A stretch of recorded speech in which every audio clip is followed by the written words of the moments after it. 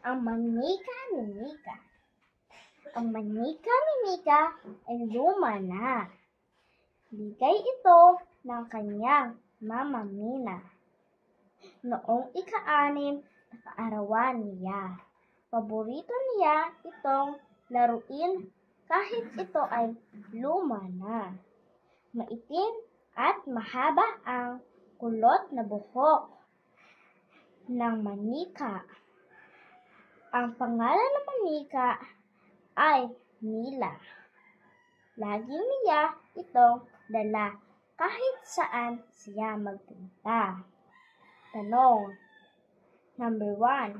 Sino ang may lumang manika? Si Mika. Number 2. Sino ang nagbigay nito? Ang kanyang mama Mina. Number 3. Ano ang pangalan ng manika? Mila.